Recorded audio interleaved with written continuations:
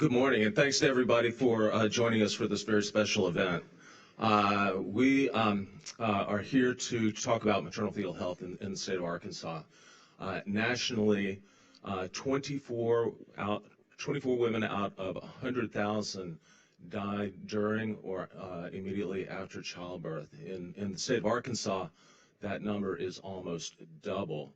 And the rates of maternal mortality are particularly high in disadvantaged communities across our state.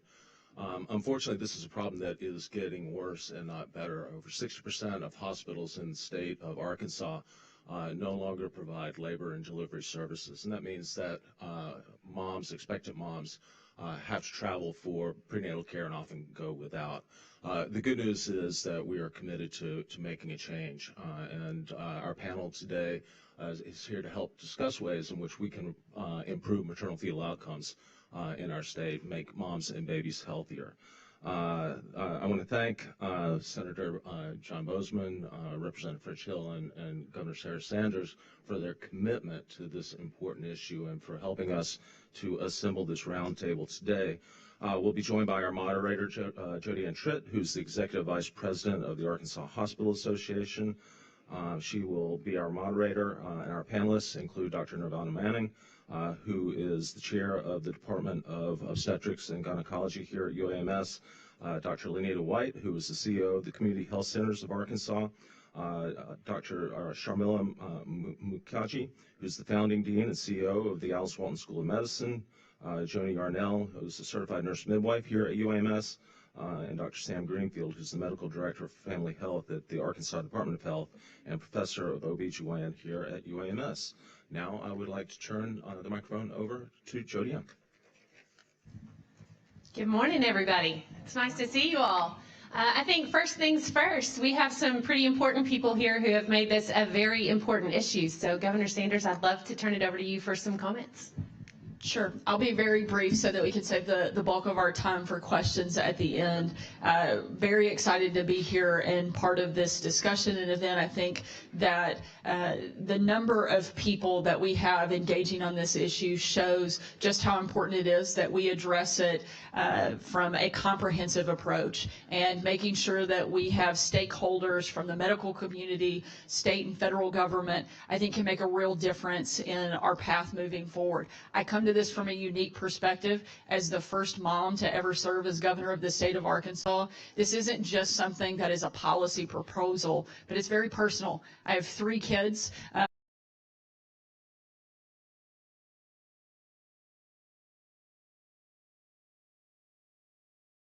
And I know the importance of the care that I received, and I want every woman, every mom in the state of Arkansas to be able to have access to good care. I think one of the biggest things that we have to do is not just zero in, though, on the 9 months of a woman's pregnancy, but really focusing on the overall health of the female population here in the state of Arkansas. It's something, frankly, we've ignored for far too long. A lot of the instances where we are seeing complications from pregnancy are due to predetermined high-risk individuals and things that we could engage in and prevent by really focusing on the overall health of women across our state. We know that healthier women make healthier moms and have healthier babies, and so the more that we can focus on that, I think that we can not only improve our numbers, but improve the quality of life for people across the state of Arkansas. So thank you for letting me be here, and thank you to Senator Boozman and Congressman Hill for their leadership and partnership as we work together to make Arkansas a much, much better place to be a woman and to have babies here in the state.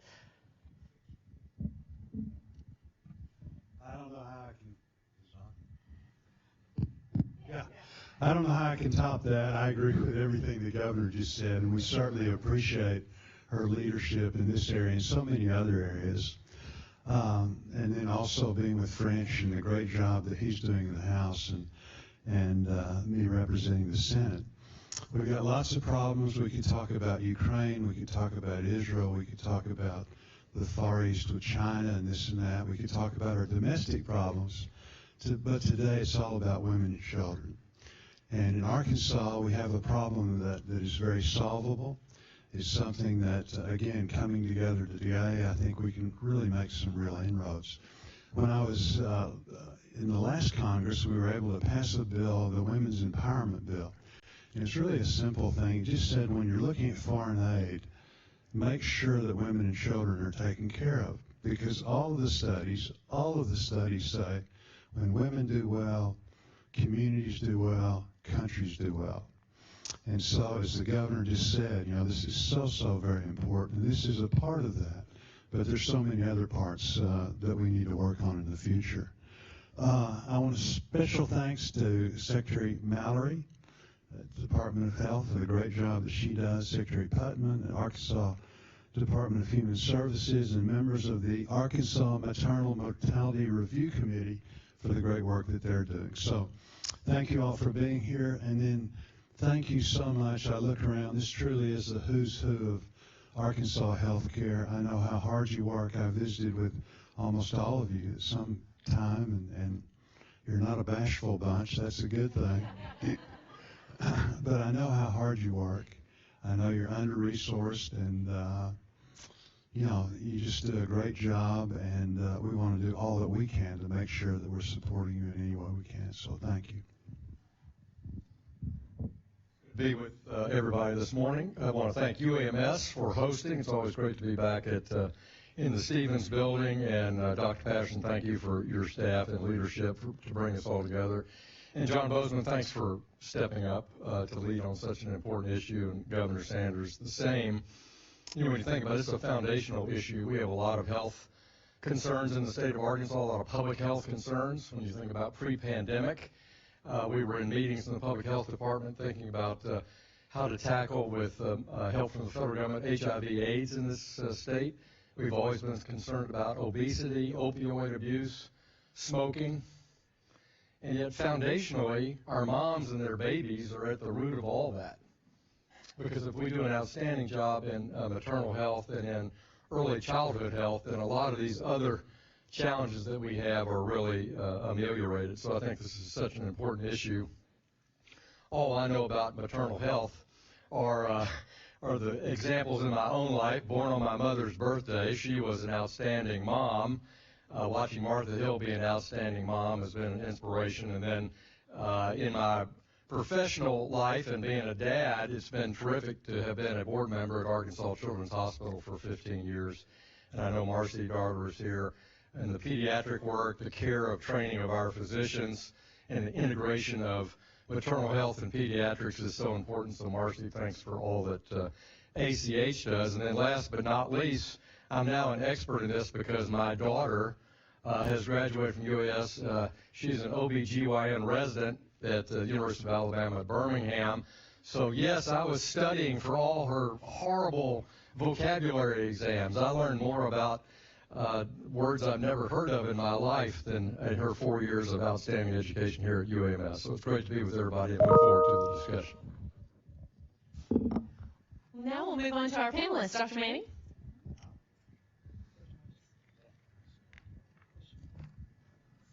Guys. Oh, there it is.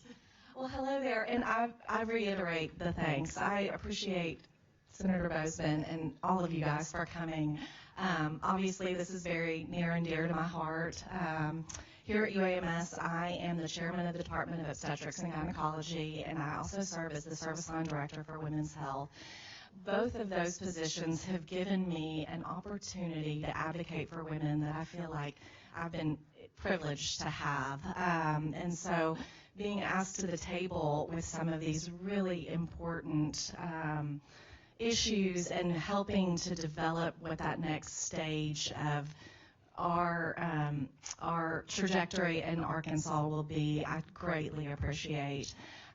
So I look forward to the discussion today. Good morning, everyone. It is nice to be back at what was my home. So I am, of course, as she said, Lynetta White. I'm CEO of Community Health Centers of Arkansas. And in Arkansas, we have 12 community health center entities.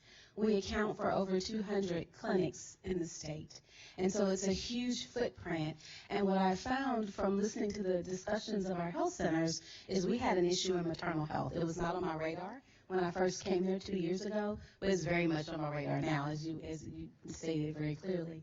But the issue is that when we sit down and talk about it, we all lament. And so I was very excited to be invited to this panel, to be here to discuss this with like-minded people and all of the folks that are in the room that are going to also be looking at the same issue and figuring out how do we have some action behind it. So we can talk about it all day long, but we want to make sure we have some action. And so I'm very thankful for the senator inviting me to this panel. I kind of looked around and I was like, did he really need this to come to me? And so I kind of looked around with a little bit of shock and awe, but at the same time, I'm very happy to see the engagement and the investment in time. I mean, we have Congress people here, we have our governor here, and all of you. So it's truly an investment of time as well as energy to be here and showing that this is an important issue for us. Definitely at Community Health Centers of Arkansas, we are looking at this every day. We are facing this every day, and very happy to be a part of the discussion.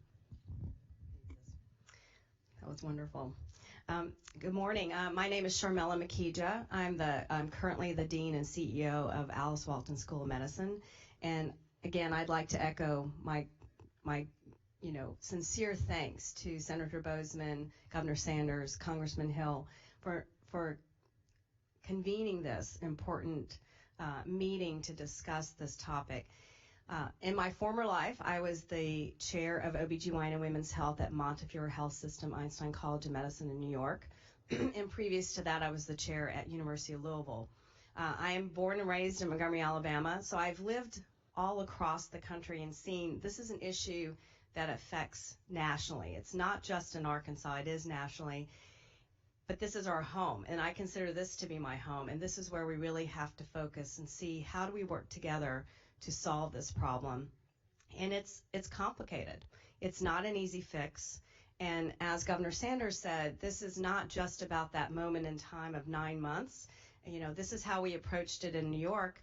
We looked at that person as a woman and what were her issues before she got pregnant. And we worked with a lot of the teams in internal medicine and other specialties to address a lot of the comorbidity or the other issues that they faced in addressing obesity and high blood pressure before it became a problem during pregnancy. So I'm really excited about this. I have lived in many states, and this is the first that I've seen this kind of convening. So it's really a privilege to be here, to work with everyone as partners, and thank you for being here to help us solve this problem.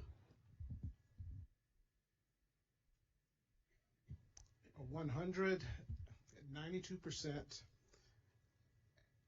Those are the key numbers. Between 2018 and 2020, we had 100 pregnancy-related deaths in our state. 92% were deemed preventable. And that preventability extends up and down the spectrum from the patient and family, from the onset of prenatal care, all the way through the providers, through the community. So it's an opportunity. So to the Senator, thank you for using your senatorial superpower to convene. That's incredible. Thank you. The state of Arkansas convened its Maternal Mortality Review Committee, and I've had the opportunity to lead that effort since 2020. So thank you to the legislators for bringing that to our state. We can't address a problem unless we know exactly what the problem is. We have a unique privilege and honor to review those lives and those families' deaths that are permanently scarred from the loss of a mother's life. And everyone in this room has a vested interest because we are products of the maternal health system. So over the whole course of this conversation, I hope that we find success. I hope that we find common ground. And I hope that we don't lose sight of the fact that in those losses of life, there's another condition to consider. And I would call that severe maternal morbidity, which is by order of magnitude where mom went home, but she didn't go home intact. So thank you for the opportunity to have this conversation, and I look forward to the outcome. Well, I am Jody Ann Tritt. I'm the Executive Vice President of the Hospital Association. So it is the honor of my career to be able to represent almost all of the hospitals across the state. As you said earlier, we are down to 35 hospitals in Arkansas that have active labor and delivery units. And so that stresses all of us out, right?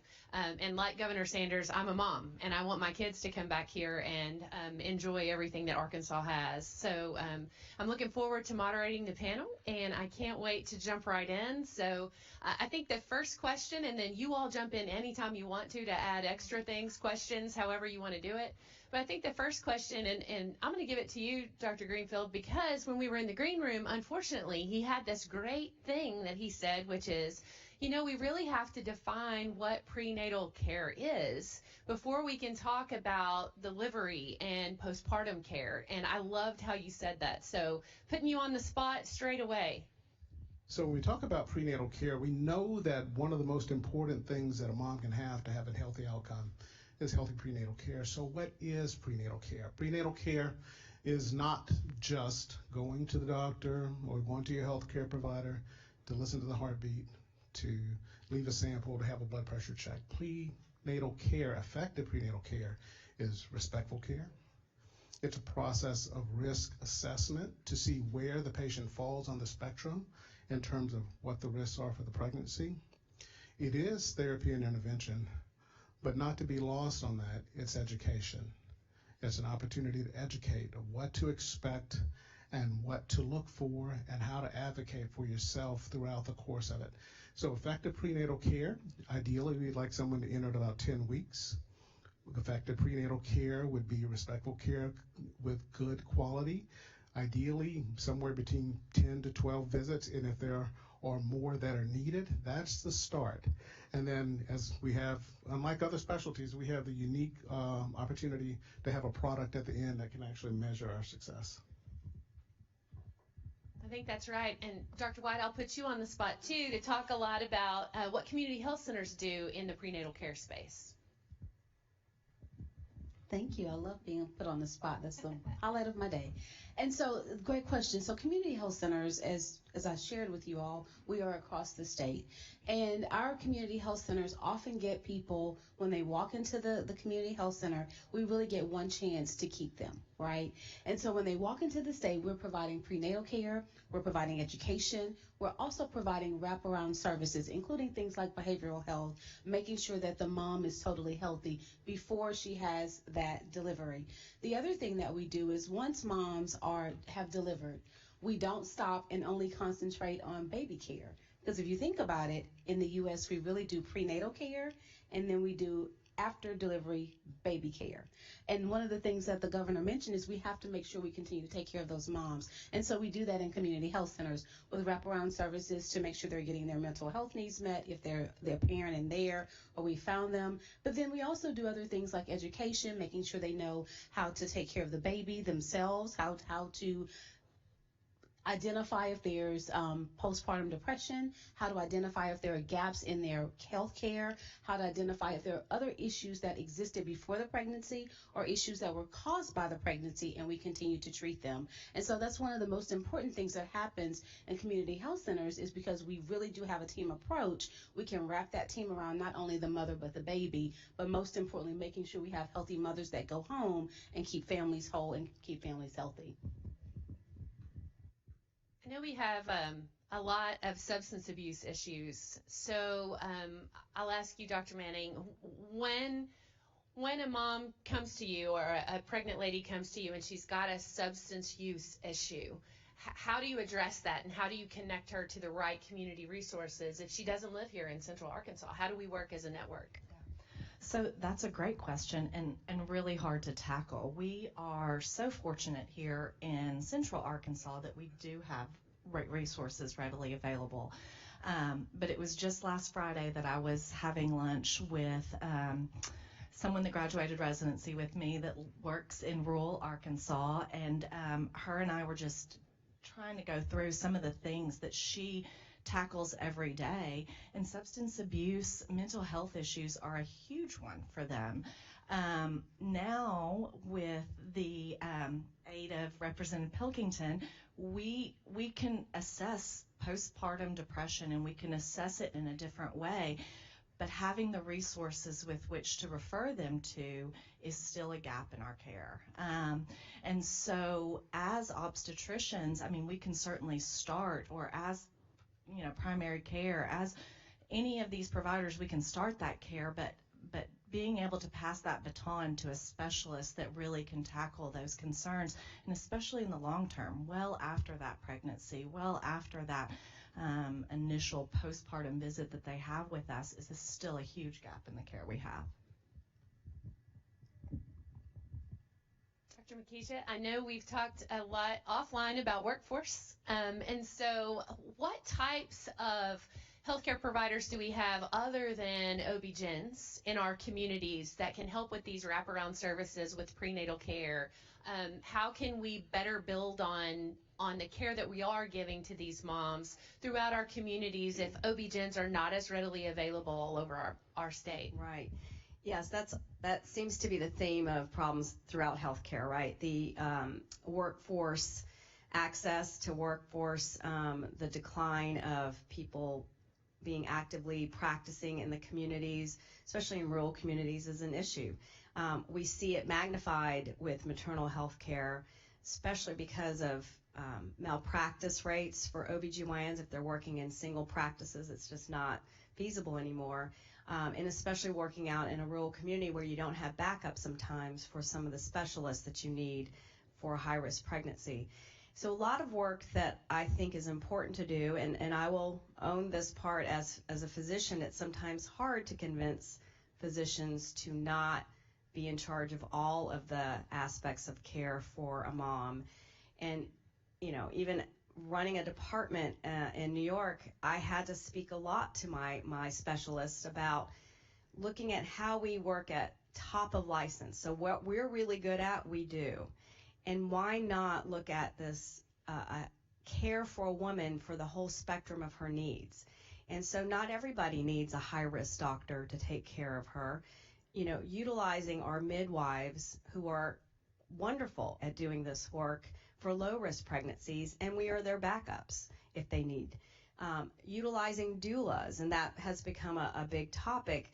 They don't provide medical care, but they do provide that social support and that encouragement for a patient. And the preliminary studies have shown that it does provide better care, better outcomes for women.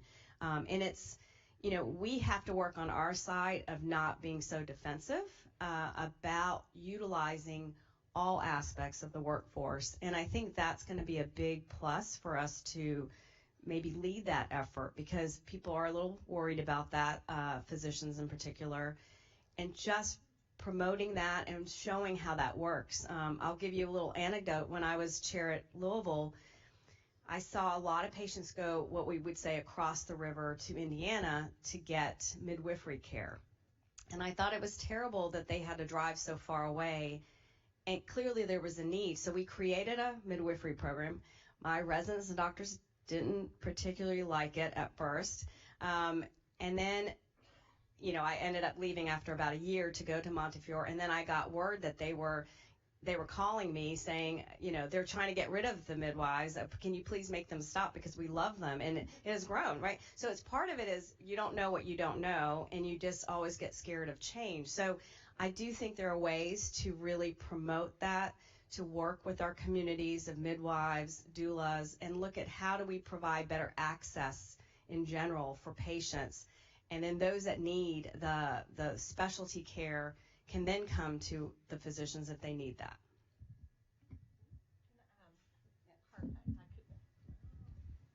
I completely agree. Goodness. Okay. And I would also add family practitioners to that list. I think in a state such as ours, where family practitioners really carry the bulk of what all the healthcare in their rural communities, obstetrics is definitely part of that package. As a chairman, community hospitals come to me at the end of every year asking for residents to come into their communities. And while they certainly could use the obstetrical part of it. They can't support the other half of what an OB-GYN does, which is the gynecology, which is the surgery.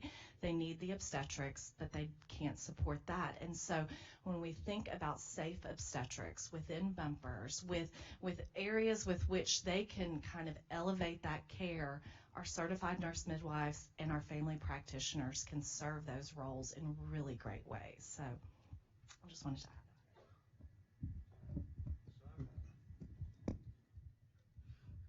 Just talk. It's good to have help here. So I know how busy providers are. I mean, we're in a situation now where, you're behind, you work all day. Many of you here are providers, but a lot of you aren't. But you know how difficult it is to find a provider when you need some help. So in the course of a busy day, I guess the question to me is, how do you identify at-risk patients? I was kind of looking at this and kind of coming, we have a lot of teen pregnancy here. I think we're right at the top of that. But a lot of these women that are dying aren't teen pregnancy. They're in their 30s. They're older. So how do we identify that? And you all have touched on it. What do we do once we find a person that is at high risk?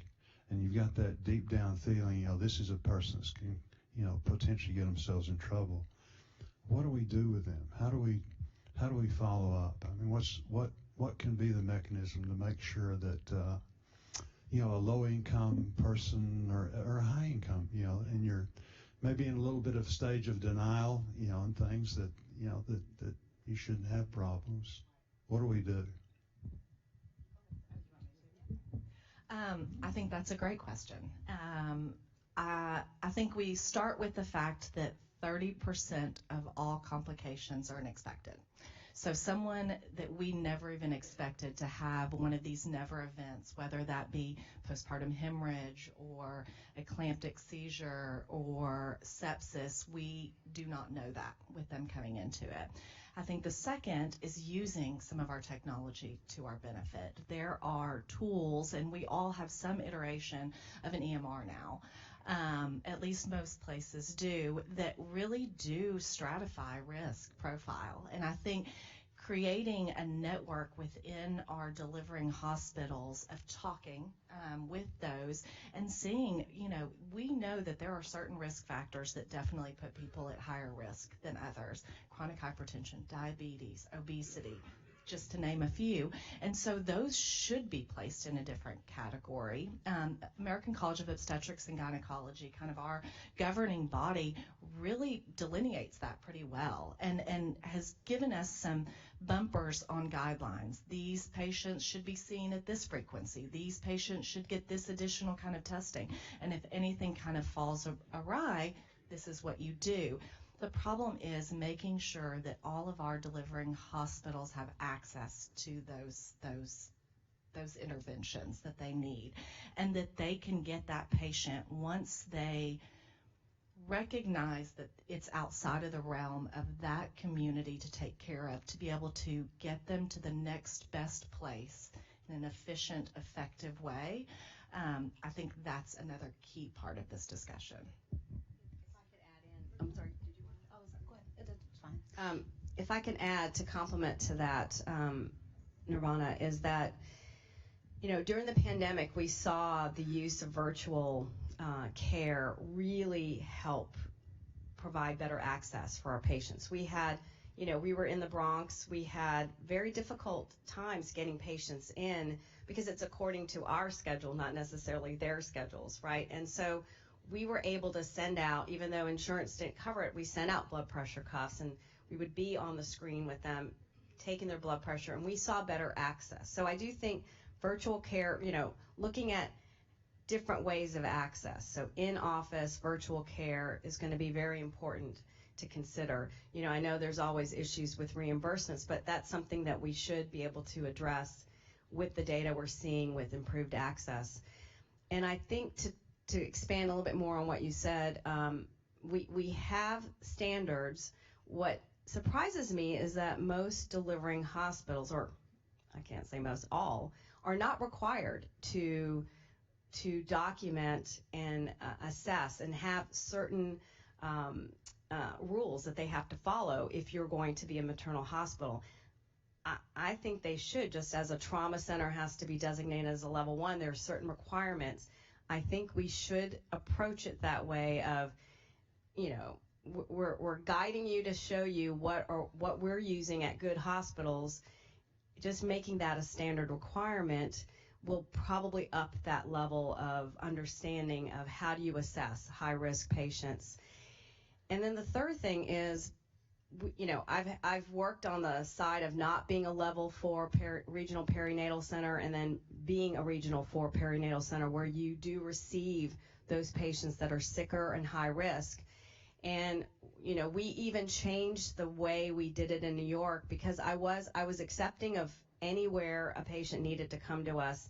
But I worked with the other hospital systems of, you are a regional center, you need to take it, doesn't matter if it hurts your stats, you have to take them because it's better care, because the records are there with you in your own hospital system. So having bigger discussions about not being so scared about the statistics and really providing the care, and then addressing if it is poor care, then we address that as a separate category. But we have to work better at receiving complicated patients and not being worried of how it looks, because I do think that's one part of the concern. I definitely agree with that. I think another piece of this is explaining to women when they are high risk and what that means. We don't want to scare them. We don't want to put fear in them, but they need to understand, I believe you're high risk, and this is what it means. This is where this can lead. This is why it's important for you to come to these visits. This is why it's important for you to have someone else that understands. We've talked a lot about what we can do as healthcare providers, but there is a responsibility of the patient.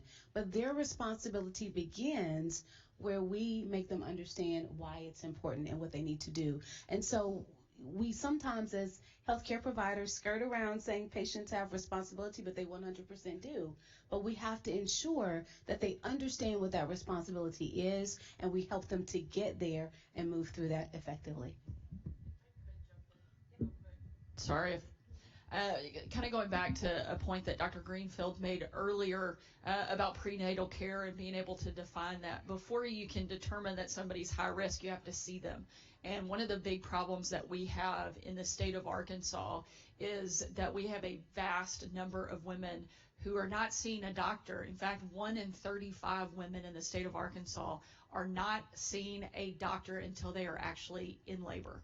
And so they can't determine that they're high risk. They can't provide those services if they don't see them until the moment they're actually delivering their baby. So we need to do a much better job as a state, not just defining prenatal care, which is absolutely critical, but then educating moms on how important prenatal care is. That's one of the things that I think will make a big difference in the long-term outcomes and really change the trajectory of our moms delivering here in the state, is if we can get more women seeing doctors at an earlier point in their pregnancy. And to me, that startling number, it's about 1,100 women out of the 36,000 that give birth in the state of Arkansas do not see a doctor until they are actually in labor. And that's a critical piece that I think we can make a big difference on. Thank you. That was actually right in line with what I was going to discuss. Because we can talk about what prenatal care is. Yes, that's the education piece, but there's also an education piece about access. So in 2017, I had the opportunity to go to the Department of Health, and I will lay bare my ignorance. I had practiced medicine for over a dozen years at that point in time, and I did not have a good working knowledge of what public health is and what it can do. So we have 54 maternity units. We provide maternal care in 54 units across the state, and we are an effective gap filler. We know we have healthcare provider shortages. We don't have FPOB, we don't have midwives, and we don't have OB providers in several areas of the state. But at the Department of Health, we have an opportunity through our advanced practice nurses to initiate the prenatal care, to facilitate getting them identified with what the proper risk would be, and to refer them to the appropriate provider. UAMS has provided high-risk OB support for the health units for several years, and that's been a phenomenal boon to prenatal care within the state. But to your point, I don't know if patients really know or really take advantage of the access that may be closer than they think. So there is an opportunity for education in terms of how to use the resources that are available. So I totally agree with your point. If I could, one of the things that our team, and a lot of them are here, I'm proud of the fact that most of the people running agencies and working on this issue in my administration are all female and moms themselves, and so very highly motivated and engaged on this topic. But one of the things that I think is missing, and to your point, people aren't aware of that access. There is no one in the state of Arkansas, if they are pregnant, that cannot receive care and cannot receive coverage for that care. And so that's one of the things that I think we can do a better job of educating people in our state and helping them to understand those 54 different community health centers that exist around the state, as well as other options that they can receive for coverage and care. And that's one of the things that we're looking at, how we do a better job of educating the female population on that specific point. I would add, this has been such a good discussion, and when you think about running any kind of business across the state, you've got to take into account urban and rural, and we have our legislators here who struggle with this and best practices. But between the Department of Public Health operations across the state, their expertise, and 173 community health centers, and John Boozman and I have been tremendous supporters of our community health centers, particularly in a rural state like Arkansas. I agree with the governor. It seems like the gap seems to be that we're not coordinating the opportunities that we have, notwithstanding Dr. Infield's concern that 30% of complications, are not predictable. So those 1,100 women that the governor's expressed deep concern about, that they don't have even any guidance at all before they go into labor, I would ask, are they statistically a higher part of those 100 maternal deaths, for example? And then I would say, back to the Department of Health and community health centers, what can we do to close that educational gap for those moms in these counties? And then what is the specific plan we have of how UAMS, for example, provides aid to those labor delivery hospitals? And is the midwiving a policy change the state's considering? Well, to the question of prenatal care and outcomes, if you do not have prenatal care, your likelihood of having a poor outcome is increased. That's pretty straightforward, yes. And while we haven't released those numbers and published those numbers in terms of the number of the 100 people that we talked about that didn't have prenatal care or their numbers were low, my anticipation is, and preliminarily looking at it, is there will be some correlation there. I think that's a loaded question, honestly. It's one of those ones I got to take that and break that down. It's a lot to process. You asked several questions, and I'm going to attempt to answer several of them. From a community health center standpoint, I think there are two issues. Number one, we are across the state. We're there, and there's no microphone. There we go. All right. So now it works. Okay. So we are across the state. I think there's some of the barriers with getting women to care early, and it goes back to what the governor was saying, that initial just overall care before you're pregnant. A lot of it, some of it is access, and access in the fact of it may be distance, it may be transportation, it may be just an awareness that you need to have primary care. So there are a lot of factors that keep women from basic care in general. Not that they don't have access to it or they can't get to it, but it's the act of getting there. It's the transportation. It's the education about it. And in some cases, particularly with young women, sometimes it's a little bit of embarrassment to go in to say, I may be having some issues I need to have looked at. The other thing is with community health centers, I'll be very transparent. We have a PR issue. Most people have no idea what a community health center is or what a community health center does. That's not just an issue in Arkansas, it's an issue nationally. We're always educating people about what community health centers are and what we provide. We see people regardless of their ability to pay, and most people don't have that understanding. So if you have women that don't have a payer for their care, no Medicaid, no private insurance, what have you, many times they believe healthcare is not in their reach. So we have to educate people that there are places you can go. The Department of Health is one of them, community health centers is another, that you can walk in and get care regardless of your ability to pay. So that is a PR issue, I think, on both sides. The other thing is, I believe, and I'm a South Louisiana girl, so I'm going to tell you what we thought about this in South Louisiana. I'm not talking about Arkansas. I'm saying in South Louisiana, this is what we thought. You go to a community health center or you go to the Department of Health, you were poor, you couldn't afford it, and it was substandard care. All three of those things are incorrect, but it's a PR issue again. So we have to explain that to women.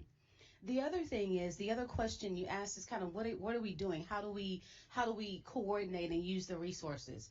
One of the things for community health centers, we see patients every day. We're seeing people when they walk in the door, we grab them and we try to endear them there, and you are our patient.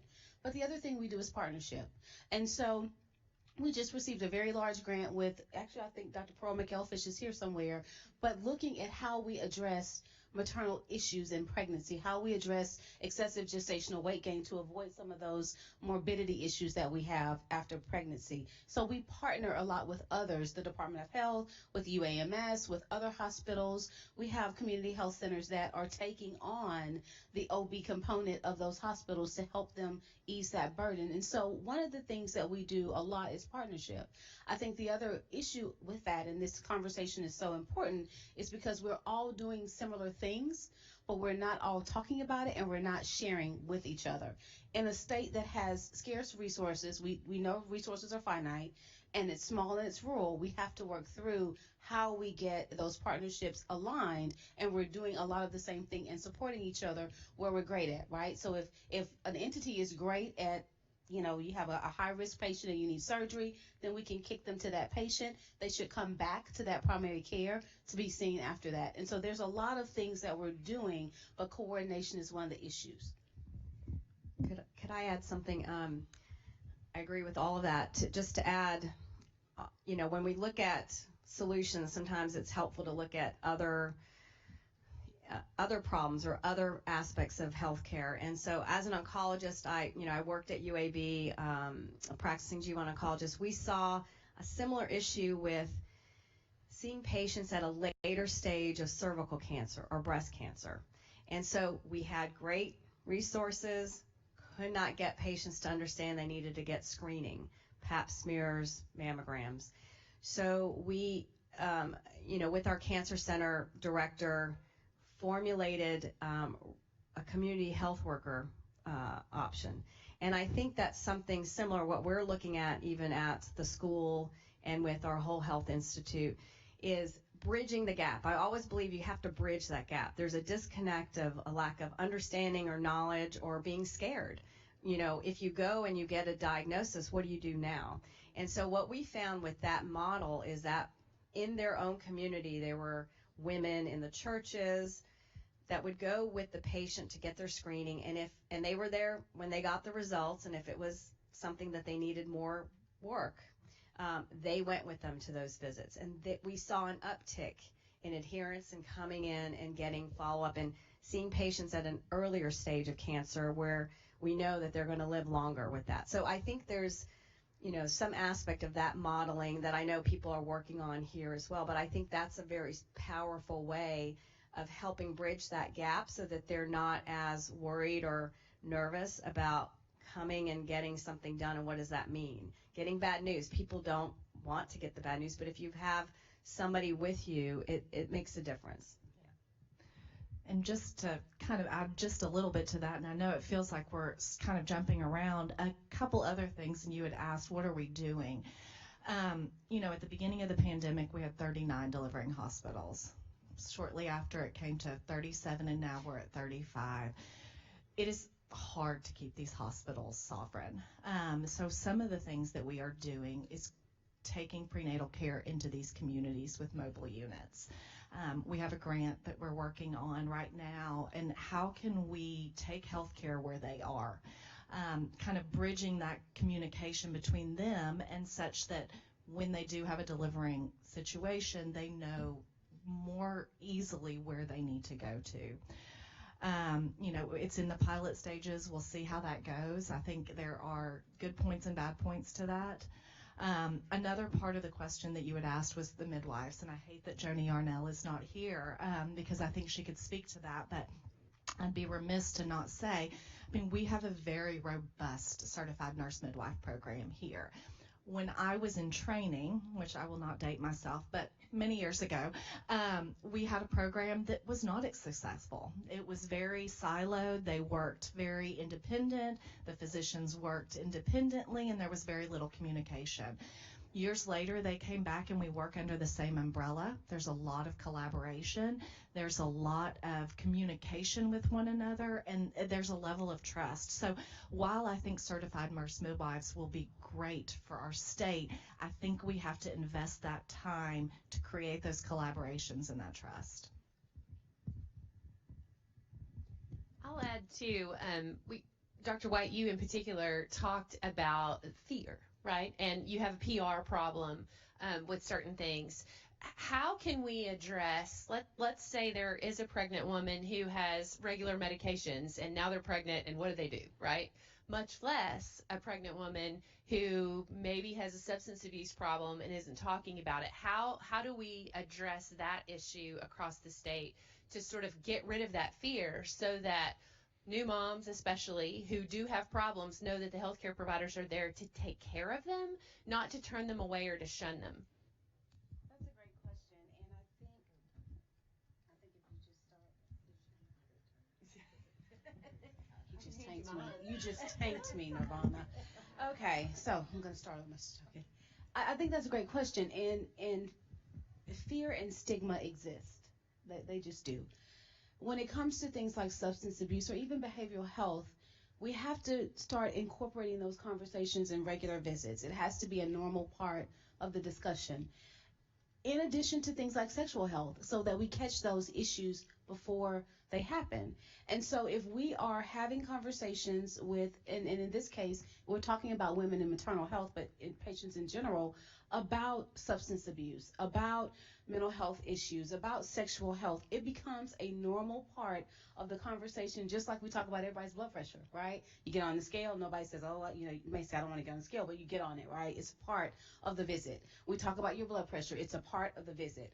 And so we have to normalize those conversations to make it palatable for people to get help when they need it. The other thing is, stigma is one of those things that can prevent people from walking in your door, and it can also lead to death because they don't walk in because they're ashamed. No one wants to be embarrassed. No one wants to feel ashamed. No one wants to be embarrassed, especially in front of their provider. And so for everybody that's a provider, patients being embarrassed in front of you is the worst thing ever.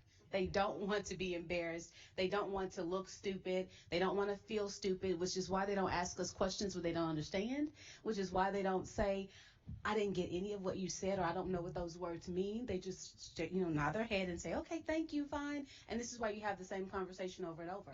And so we have to start normalizing and making patients feel comfortable with talking about things that are uncomfortable. And we also have to start speaking in plain language. I'm just going to leave that on the table for you. We have to start speaking in plain language. I'll give you just a quick example, Jody Ann. My sister, she's a retired attorney. She graduated law school at the age of 22. She was the youngest person to ever graduate her law school. Brilliant woman. Every single doctor's appointment she has, my phone rings afterwards and she says, they said this, I don't know what this means. Literally, she's brilliant. She can write a brief from the top of her head, but medical terminology, medical visits baffle her. And I say to her every time, sister, why didn't you ask them? And she says, because I'm calling you, because you'll tell me what it really means. But if she doesn't have a sister who can translate, think about all your patients that don't have that, right? And so the level of education does not always translate to our patients' understanding when we start speaking a very different language in medical terms than they are accustomed to having. The other thing is, I will say, as a healthcare provider, when I go to the doctor and I get bad news, I'm like, wait, what? I didn't hear any of that. It's lost even on me. And so we have to understand where our patients are when we see them, speak in their language, and start normalizing conversations to help them know where to go when they have serious issues. So to the points that you were making about the visits, the sanctity of the exam room, that's a judgment-free zone. I mean, all opinions, and it's a safe space, and that should be created. To the issues of substance use in education, when our committee meets and we review the cases, we make recommendations, and the recommendations, it's interesting because I think they speak to whoever is reading them when they see what sticks with them. Our recommendations typically go patient, family, provider, facility, system, community. There's something that everyone can read in the report, and they will find something that is there. And when we make recommendations and we talk about education, the education doesn't stop with the patient and the family. The education may need to be directed to the providers. Specialized Women's Services provides substance use support in regions of the state. I would venture to say that most folks don't know how extensive it is, how to access it. And then when we talk about workforce issues, not only do we have workforce issues in the space of maternal health providers, we're going to have workforce issues, particularly in the rural portions of the state when it gets to behavioral health and substance use. So when you put on the factors of stigma, lack of information, shame, you're creating a perfect storm to, one, not access care and definitely not benefit the patients. Now, I will say, you mentioned something about apps and education and facilitating patient discovery. So within our recommendations, frequently we will say, how can you use technology? How can we use communication? And what are the resources that we can develop to actually, bridge that education gap? So I found it really interesting what you were talking about in the green room. You want me to? Okay. I feel like we've veered off what your plans are, but but it's dynamic, right? So I mentioned that we're exploring looking at AI technology, and not so much as the how do we make things work a little faster, but my big push and our big push at the school is coming back to the basics of communication. And in our curriculum, we're really focused in infusing the arts and humanities into a standard curriculum, but really the art of communication, not of just one way of speaking, but are we really understanding if the patient understands what we're saying? And where we're using the technology is to capture the conversation. And yes, this generative ambient AI is working beautifully at creating doctor-physician notes, provider notes that lessen the burden on a day-to-day standard of how we see patients and having to spend 2 hours at night doing notes.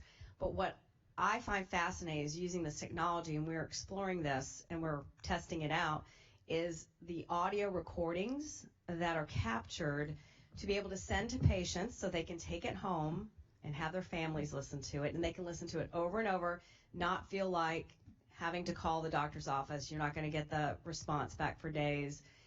Being able to hear it in the comfort of their home, but also for us to be able to use that for our students and faculty on coaching them on, this is how you're sounding. Have you ever heard yourself speak? Do you understand how you're coming across, the intonations? Are we understanding that they're understanding what we're saying, but providing that coaching feedback? Because that is something that, I've spent a lot of time with our residents and students.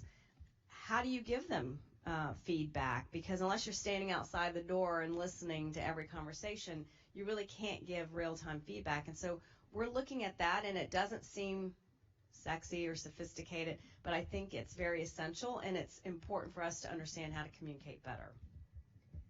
I will say, before we move on to delivery, because we definitely want to talk about that piece too, Dr. Greenfield, you said something earlier about prenatal care being much more than just visiting in, a doctor's office, et cetera.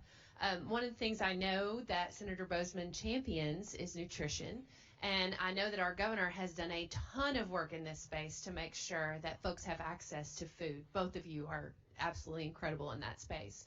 So one of the things, and I'm definitely sensing a theme here, which is we have a bunch of resources that we haven't appropriately communicated to people to let them know that they exist. So I'm going to pass the baton to you to talk a little bit about WIC. Sure. So WIC is a jewel that is likely underutilized across the state, probably for a number of reasons. One may be lack of knowledge. We see folks, and it's women, infants, and children. So through that first year, we should have infants enrolled. We have seen that our utilization has been below the national average. We have seen that after the child reaches a year old, they're still qualified, but they don't have continuation of enrollment. And during the pandemic, because of the need to come to the clinics to load the cars to renew the benefits, we may have seen a drop off at that point as well. But we do know that healthy nutrition, healthy weight gain, a host of these things that are important to the health of the mom and the health of the baby, because we're really talking about the mother-baby dyad. It's not just the mom, it's the mother, the baby, and the family. Those things are there, but likely underutilized. So I think that is, again, another opportunity for education and for providers to know how it works and how it can be beneficial. So, for example, if you were to take a mom who is not properly educated on WIC and the resources that are available for her for nutrition, and she delivers, let's say, an uncomplicated delivery on the 15th of February, and she goes home and she doesn't have formula, but she doesn't have an appointment until the 1st of March, what are we going to do? So we're going to say, tough it up? Nope, not a good choice. Are we going to say split your formula in half?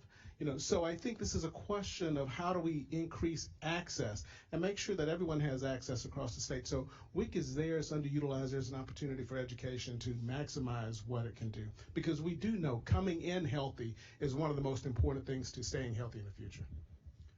Yeah, this really is a really important program. We're talking about a program that helps young mothers and infants that are in poverty.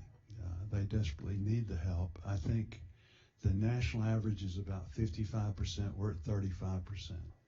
So it's just another example of the communication. How do you make people aware? What is the drawback for people getting this benefit that really is an important benefit? Arkansas taxpayers pay their taxes. They support these programs. My attitude is we want our share plus some.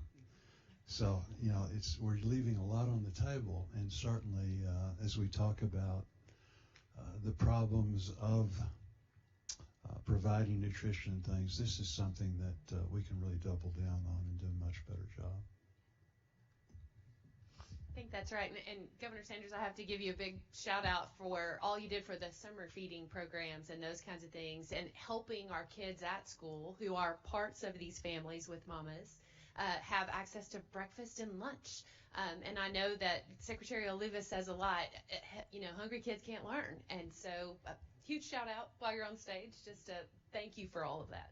Thank you. And if I could, the credit for the program's existence really goes to Senator Boozman, who helped spearhead that in Washington as the ranking member on the Agriculture Committee. A lot of people don't realize that those benefits are administered through the Department of Agriculture, and so had a tremendous amount of influence in making sure that program exists at all, and glad that Arkansas was able to participate in the program. One of the things that we learned during COVID is that our schools are very good at helping both identify and distribute meals to kids who need it. And during the school year, they're able to do that in a much easier fashion and make sure that students have breakfast and lunch. But during the summer, there's a huge gap. And right now in the state of Arkansas, about 1 in 4 kids have food insecurity. And to me, that's unacceptable when we know that we can do better. One of the things that we do really well in our number one industry is agriculture. So with that much access in our backyard, we shouldn't have that many kids that are going hungry every day. And so anything that we can do to help chip away at that problem, we're going to lean into. I'm proud that Arkansas is able to participate in the summer version of that program so that we are helping fill that gap during those months. I'm very grateful for the leadership of Senator Boozman and all of our federal delegation for helping make that program happen and make it accessible to kids across the state of Arkansas. All right, well, let's move on to the part that, of course, representing hospitals, I feel the most comfortable talking about, the delivery pieces of this. So, Dr. Manning, I'll start with you. I know we want to know, what are the biggest complications that occur, and then how are we working with our delivering hospitals sort of as a system to make sure that people are delivering in the right setting, and when do they know when they need to contact someone at a higher setting, right? If you haven't identified a risk on the front end and you come in, what's the process internally for how you escalate those issues? So I think the first part of that is what was the high points. And certainly I think we've alluded to those. Healthcare issues that people come into pregnancy with that they don't get better usually during pregnancy. And those in large part are blood pressure, obesity, diabetes. Those are big three. And so as I sit on the Maternal Mortality Review Committee with Dr. Greenfield, we kind of look at each of those, and cardiovascular disease comes up time and time again. It's number one on that list. So going back to that Maternal Mortality Review Committee report, as a physician that practices obstetrics, and when I see that 92% of these deaths could have been preventable, that's a huge blow. And so I have to step back from that, and I want to kind of communicate that, because I think a lot of physicians are like, oh my gosh, like, I know we're doing better than this. And so to break that down, it's partly in the hospital, but that's just one part of it. And again, we would hope a suicide, a homicide would be preventable. We would hope that some of the educational pieces that they did not receive in the potential postpartum period could have been preventable. So I want to step back and say it is not that our physicians and our communities are doing poorly. I think some of our hospitals, and we want every single hospital in our state to remain open, do 200 to 300 deliveries a year. Those are really small numbers, and we're talking about kind of never events. So as we all work in a hospital or have touches to that, the turnover right now is tremendous. Keeping nursing staff, keeping all of the ancillary staff educated on these never events real time, such that when a patient hits the door with one of these events, we can act quickly and efficiently and be able to change the trajectory of that patient's care. So there are groups at UAMS that are going out and teaching what that looks like. So the Alliance for Innovation in Maternal Health, we joined that organization. We were 48th out of the 50 states, but we joined it about 3 years ago. And if you go, safehealthcareforeverymom.org kind of talks about that. And so these are bundles of healthcare. We're not reinventing the wheel. These have been standardized and validated. And we know that if we follow this trajectory of medicine, per se, that people have better outcomes. And it allows patients or providers and other ancillary staff not to necessarily practice off the cuff, but practice a validated system that has been proven effective. So we are going out into these communities and kind of teaching these things for a toolbox, per se. So they can open this toolbox when this patient comes in the door that they may not have necessarily seen this event before, but they know how to take care of that. I think the second piece of that is when the provider may very well know how to take care of this, but that hospital cannot take care of that patient. It's not in the hospital or in that baby's best interest to stay at that hospital. Is creating a network that they can get to the next best hospital quickly. This friend of mine that I told you I spoke with in a rural community, she had a patient at 33 weeks gestation, chronic hypertension, obesity. She knows how to do that. That's bread and butter. But that baby delivering in her institution is not going to do well. She had to call 5 different hospitals to try to get someone to be able to take her. This is in the middle of the night. This is with a full labor and delivery for her. We have got to make that process easier on our providers around the state.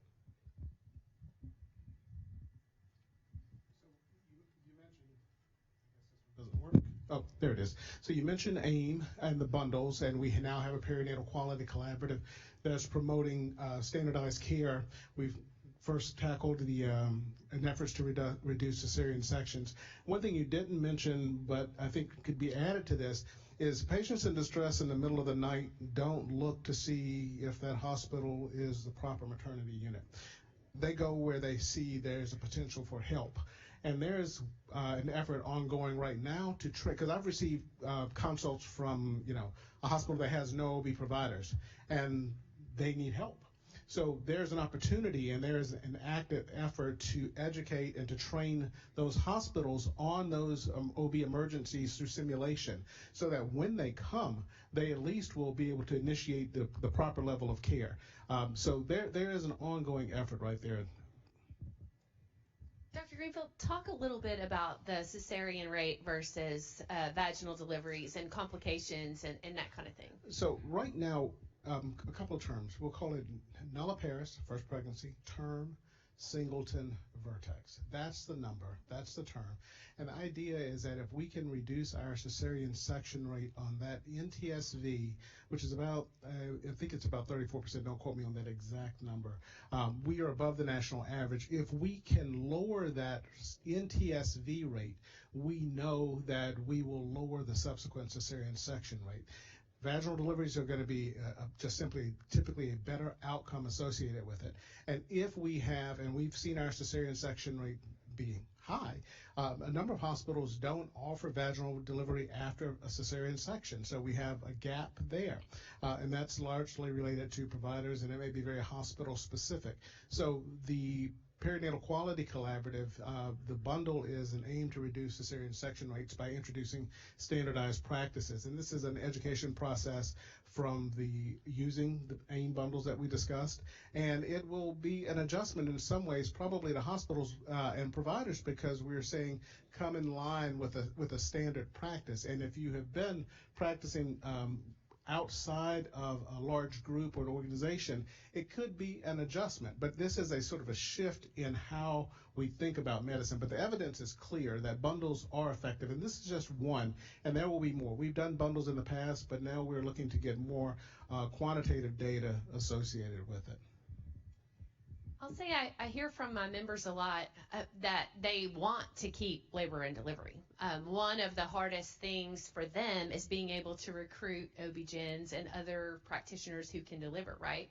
And one of the hardest things about that particular specialty is if you recruit only one, you burn them out completely in a community. You have to recruit groups of them. I'm seeing one of my CEOs who tells me this all the time, shaking his head in the back. But it's very important to recognize that we do need a team. We don't want to wear out our practitioners in our communities and overload them. So with that being said, Dr. Mahija, maybe we can talk a little bit about team-based care and the role of a certified nurse midwife within the hospital. Right. Yes. Even with, and as Dr. Manning knows, even running a department where you have a captive audience, so to speak, to cover labor and delivery, it's a challenge. And there are different models that we are exploring, and just like we have hospitalists in the hospital that now cover and round during the day, we have laborist models that we have docs that just stay on labor and delivery, because part of the challenge and burnout is that they're going back and forth from the office to labor and delivery or taking overnight call. So there are different modeling. They're good and bad with that, because there's a little disconnect with the continuity of care, because most patients would rather see their doctor that's taking care of them also be there to deliver at night. So, utilizing our partners with midwives to be able to supplement and enhance the care, so that, again, triaging if they're low-risk patients, that they can take care of them on labor and delivery, and not necessarily be just the OB-GYNs. But it is still a challenge to develop that perfect modeling. And I will throw out that the the younger generation doesn't really want to take call at night. So I even faced that at Montefiore, because they said, I really don't want to take call. I'm like, well, you do know you're an OB/GYN, and babies have to come at any hour of the day. And so it's a real issue. So I think that having those conversations, I took that opportunity to say, well, then maybe we'll talk to our family practice partners to deliver, as well as midwives. And so it at least opened the door, and then they, there's this back and forth of, okay, well, maybe I'll take a little more call. But, it is a challenge, but I think the more we can start to show how we're working all together, then there's a less need to have 8 OB/GYNs on staff to cover the call. I'm happy to jump in. I think one of the points too from a state perspective for us to look at, and certainly there is no silver bullet that is going to magically fix everything overnight, but one of the areas that I do think could make a difference, and one of the things that our team is in the process of reviewing, we know, to your point, that the more doctors you have delivering babies, the better off you are. Arkansas, unfortunately, has an incredibly low reimbursement rate, which sometimes makes it difficult. And so looking at, again, it's a very complicated process, but the structure of the payment and what that looks like, and if there is a better way to do that so that we have more people engaging and more people staying in some of those communities, I think could make a real difference, particularly in a state like Arkansas. One of the areas that, because we were a hospital, we were self-insured, we were able to mitigate some of the high malpractice rates that we're seeing and have a risk management team. I was on that team to look at what were causing some of the big payouts. And, we had $20, $30 million payouts and a bad outcome in the Bronx. And so we were able to put in things in place in the hospital that ease the mind of our practitioners, that we're really trying to, there's not going to be a blame game. We will own it if something bad happens, but so it's malpractice, it's reimbursement rates. I think it's all tied together. So I completely agree. On the subject of middle of the night, high risk pregnancies in a county where there's not a labor and delivery or in transit to one nearby, does UAMS and through our trauma center and through telemedicine provide service 24 hours a day and walking a doctor through a situation like that? We do. We have a 24-hour call center that they can get a physician on the line at any point in time. And so we have a very robust call system. We actually have a physician on call, a physician on backup call, and a certified nurse midwife every night. So we have some depth to that just due to the acuity of what we see here, but they can get a hold of us at any point in time. And if they are unable to get them to the next best place, we can at least talk them through what that stabilization looks like. But as you can imagine, they're desperate to get them out of there. And so for them, certainly they can call us and we can help, but for those transfer pieces to get to other hospitals, they end up having to call separate places. Governor Sanders, I sincerely appreciate you recognizing the financial impact for these things. I tell your Medicaid director a lot that most of the time she's a third of my problem, right? She's here. Yeah, I see her. I'm always happy to defer to the team when it gets complicated. Medicare's a third of my problem, Medicaid's a third of my problem, and then of course commercial payers are a third of my problem, except for when we're talking about deliveries, and I'm like, girl, you're 50%. So we're working on it. But I do appreciate very much the ability to talk back and forth with your crew and their willingness to listen to my members when they're giving them real life examples of the true problems they're having trying to make ends meet with this line of service in particular. So your staff is great, even if I pick on her every now and then. I think they're pretty great too. So. But I do think, to your point, because we do own such a big share as a state, that's why that piece is so critical. When 50% of births are under our coverage and care, that makes a big difference. And so that's why having a review and looking at what our options are when it comes to reimbursement rates, that's not always the part that everybody wants to talk about, because it's probably one of the more complicated as well as one of the more controversial pieces of this puzzle. But I think it has to be part of the conversation, and certainly something that we're working hard to figure out the best path forward on. Well, and we fully recognize that, which sort of leads us into, I'm being very cognizant of time, the post-delivery piece here. Because in a lot of ways, we recognize you're working on reimbursement for prenatal care in an appropriate way. And then what wraparound services do we need to provide to women with their now growing family with postpartum care? So I'll start with you, Dr. Greenfield, mostly because you're taking notes, and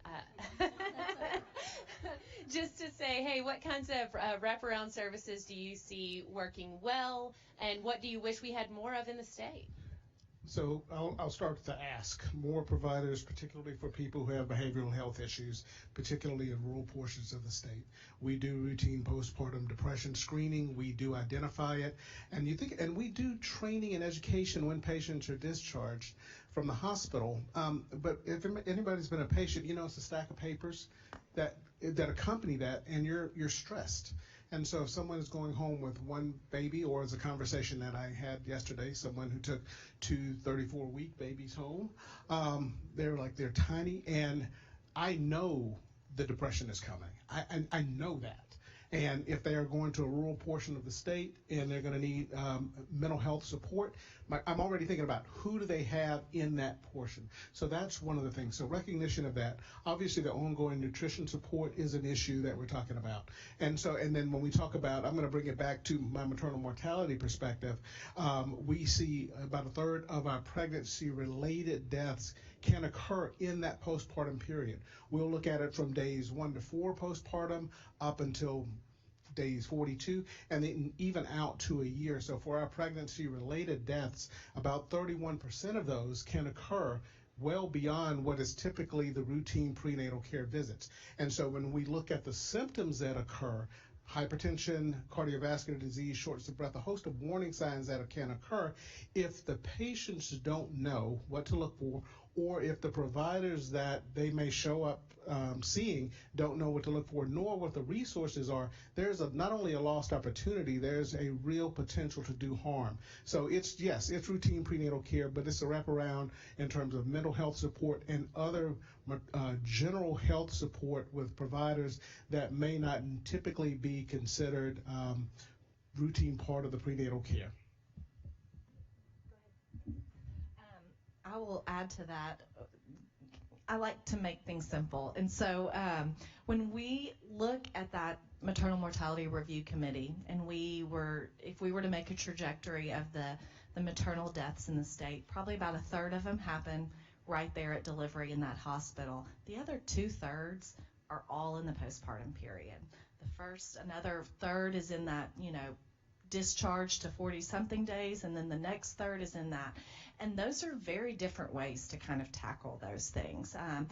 And some of it, some of you may have heard of ACOG, again, our ACOG Hear Her campaign. It's the patient that presents to you with a myriad of complaints. And do you understand what she's saying? Is there a provider that can assess what she's saying? Is she able to elevate that care if she doesn't get what she needs in that community? And I think this is where our community healthcare workers could tremendously wrap around these patients and elevate that care.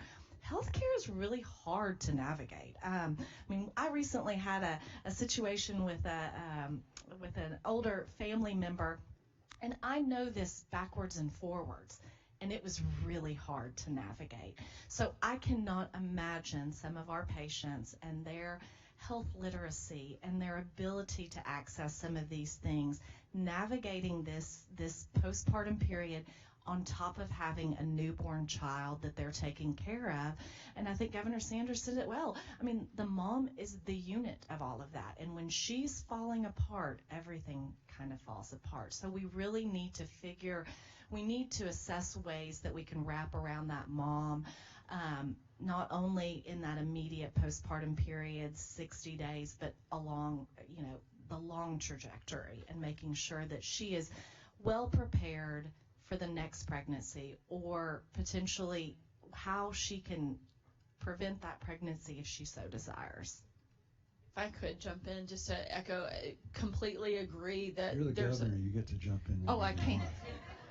Not everybody will agree with you on that, but I'll tell them I have your permission. So, but certainly that postpartum care, and one of the things that we hear a lot about is extending postpartum coverage. But one of the big misnomers, frankly, that we have in the state is we already provide that. We just do a really terrible job of actually transitioning people after that 60-day period. And that's something that I think could make a big, big difference, that we are working hard. And I think this is where a good partnership with those of you on this side of the room can help us with, is identifying those patients, making sure they understand what options are available, and transitioning their coverage, because it already exists for women postpartum to be covered 12 months after pregnancy. We're just not moving them over to new coverage.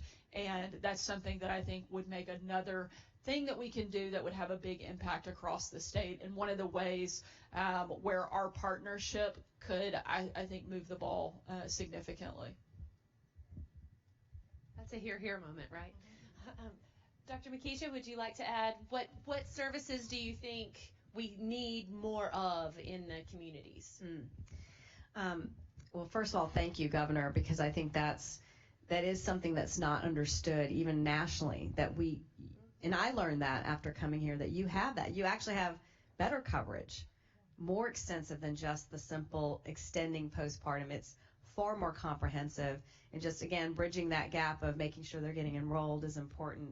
I'll speak to what we call the postpartum visit. We changed the terminology to the 4th trimester visit because we wanted to emphasize to patients we're not done yet. And so during their hospital stay, we had a team that only did 4th trimester visits, and they would come into the hospital and talk to the patient and say to them, this is why we need you to show up. This is what we're going to do.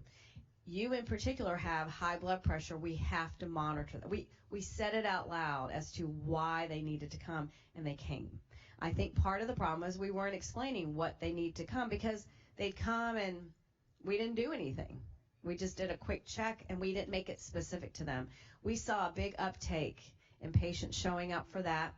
I think another way to also approach this is moms are always going to take care of their children.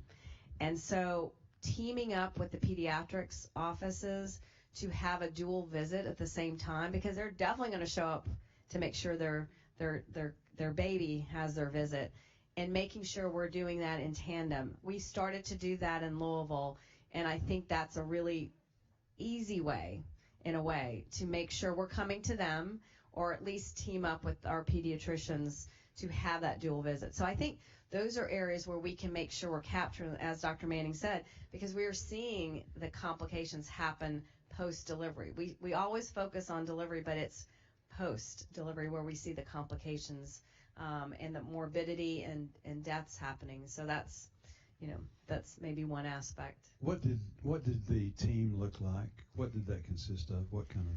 We had, they were our OBGYNs. We did not have midwives that worked in our units, not because we didn't want them, but we just didn't have them. So we had our nurses that were in the clinics, as well as our doctors. But I certainly think midwives would be an important part of this team. So the follow-up, so was that nurses counseling, or? We had doctors. We had the doctors. And, we also, if they had a cardiac issue or a heart issue, we had dual clinics with cardiology. So if it's that their primary problem was still cardiac, we sent our doctors to that cardiology clinic to see the patients there, so that they weren't having to go to 2 visits, and we did dual visits at the same time. Dr. White, I know you have some things to say about the role of community health centers in postpartum care. I always have something to say about the role of community health centers, because they are the answer to everything. No, I'm joking. I'm paid to say that. No, I'm joking. But one of the things that you talked about is having that team around a woman. And unfortunately, in a lot of our rural areas, you don't have that. You don't have the ologist, fill in the blank ologist, right? And so in community health centers, we have family practice physicians, we have APRNs, we have other providers there that are wrapping those services around people. And what we want to see is that the postnatal care is the focus, because we have well baby visits, but we never talk about well mama visits. Well, family visits, right? And so we want to make sure that we're getting those women and capturing them back in our clinics, and we're taking care of them and preparing, I think it's what you said, preparing them for the next pregnancy, or educating them on if they want to prevent the next pregnancy.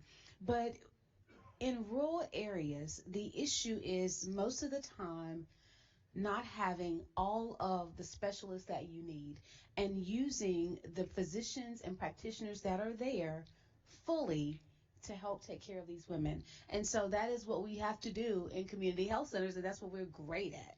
And we do that with the resources that we have. I look at my board members, and some of them are in the audience, and watching them spread very thin resources exponentially is amazing to me. I probably need to put my personal budget in their hands and figure out how to expand what I have, because they do this every day, day in and day out, no matter what. The other thing I'll say is, when we start looking at resources, one of my board members said this, and it struck me. In urban areas, you try to find resources for the patients in need, right? We have patients in need in urban areas, tons of patients, and we try to find the resources for them. In rural areas, we try to find patients, right, for the resources that we need, right? And so what happens is, in rural areas, we have all of these needs, and we don't have providers to answer those needs. And one of the questions, and I think it may have been you, Governor Sanders, that said, or it may have been Representative Hill, you have a woman in labor in fill-in-the-blank rural Arkansas. And at that moment, lots of times, if there's not a hospital near her, she knows I can get to Little Rock, or I can get to, if it's Bentonville or Springdale or what have you. And what happens is that person, her person, whether it's her husband, her significant other, mother, whoever, slams her in the car, and they're driving 110 miles an hour to get to the nearest place where I think I can take her for delivery. Lots of times they don't know to stop at the nearest ER. They don't know to stop at a place where there's a physician that can get to the 24-hour call center. And so, again, a lot of this goes back to educating women on what's your plan. If we know a woman's in a rural area and there's nowhere to deliver that baby, we need to be talking to her about, if this happens in the middle of the night, here are your steps. Here is where you go. Here is the number to call. This is what you do. Because in an emergent situation, I'm going to tell you guys, if somebody yelled fire in here right now, you'd all look like bumper cars. You wouldn't know what to do, because it's that emergent situation, and we have the adrenaline rush, and we just know I got to get somewhere quickly, right? And so we have to prepare women and give them a plan. And we don't want to talk about delivery in the middle of the night. She goes in labor in the middle of the night on a Saturday night, right?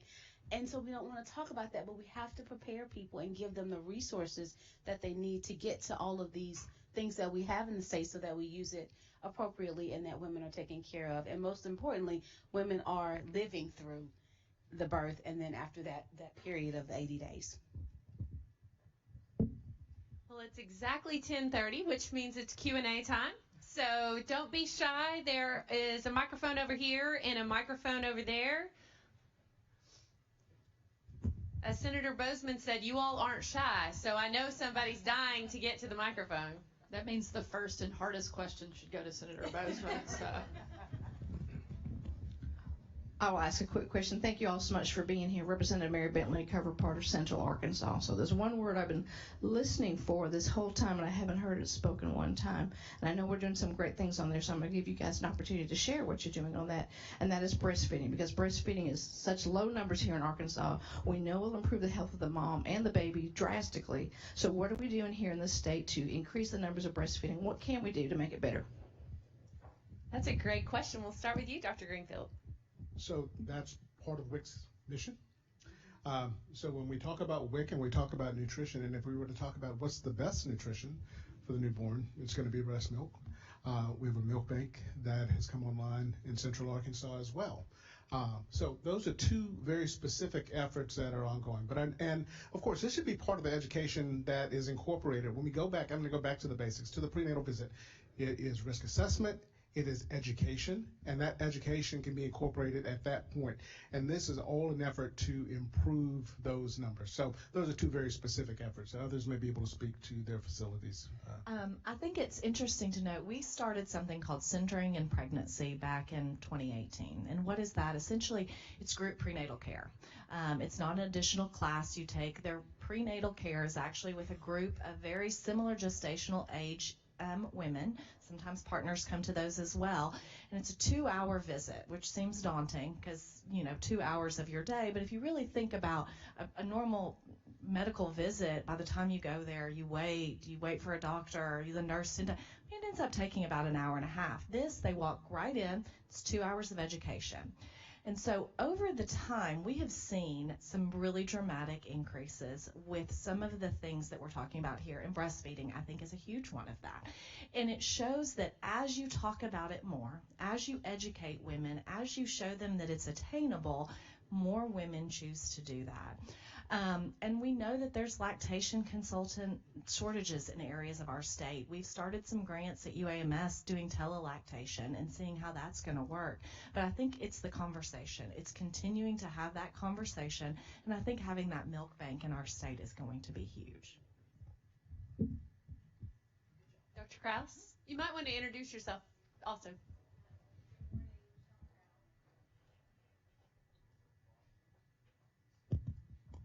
Good morning, Michelle Krause, longstanding UAMS faculty member and current CEO and Senior Vice Chancellor for UAMS Health.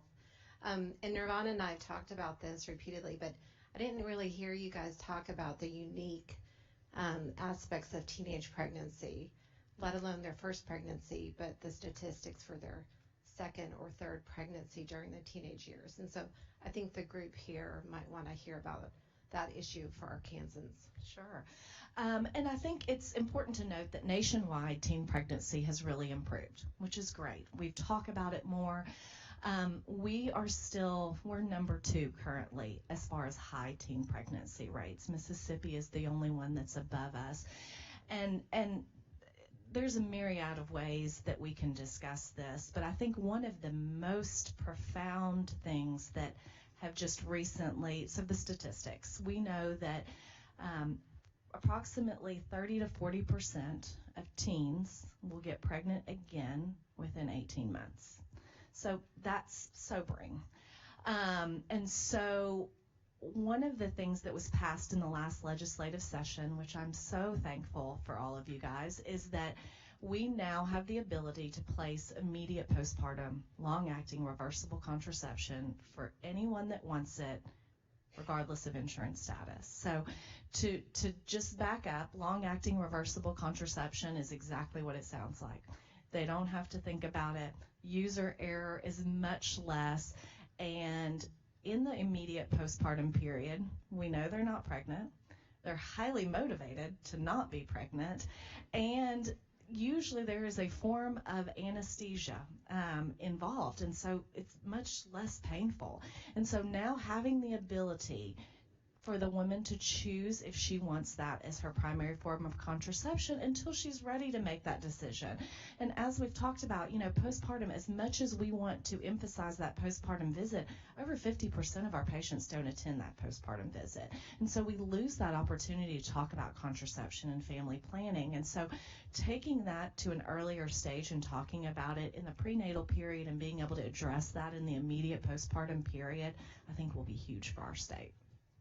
I'd like to make a comment about this, and I'll just say this is me speaking as a person, not on behalf of ADH or anybody, and don't worry, I'll be fine. Okay. We've looked at the teen pregnancy numbers, and yes, fortunately the numbers have gone down. We still lag, and I'm competitive, and I hate losing, and I don't like to be at the bottom of any of these lists. But one thing I remember looking at a few years ago is, like, when I think about teen pregnancy, what comes to mind is the provocative teen pregnancy, 13, 14, 15. But when I look at the numbers of what the teen pregnancy actually is, a lot of time, it's the 18 and 19-year-old. And so that makes me wonder, this is why I say it's me, when you finish school, if you do not have economic opportunity in your area, what is there to do? And is that a factor? And how can we impact people's futures when they finish school and go to the next phase of life? I would imagine most folks in here, when they finished high school, they knew that college was the next step. But that might not be the issue for many others. And if that is what we are seeing, I wonder if there's anything that can be done to impact their economic opportunities within our areas. So as we go forward. So I will get back on my ADH hat now. If I could jump in a little bit, one Dr. Greenfield, I'm glad you left that answer up to the imagination and you didn't answer what can they do. But one of the things that some of you will get that later this week, but one of the things that I think is so important, and that's why it's been one of the biggest priorities that I've had since coming into office, is focusing on education and workforce development, because there are so many students that upon graduation don't have a pathway forward.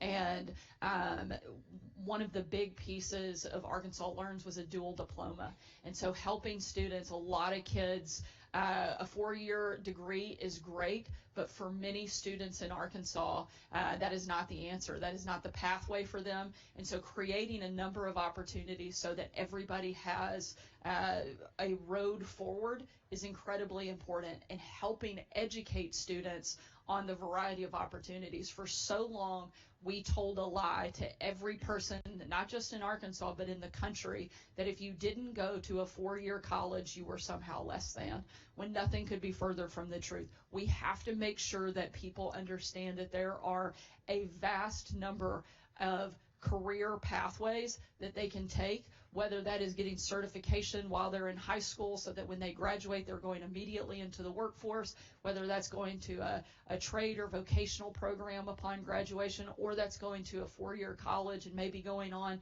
to get a master's or additional degrees. There is an opportunity, I think, for every student to succeed.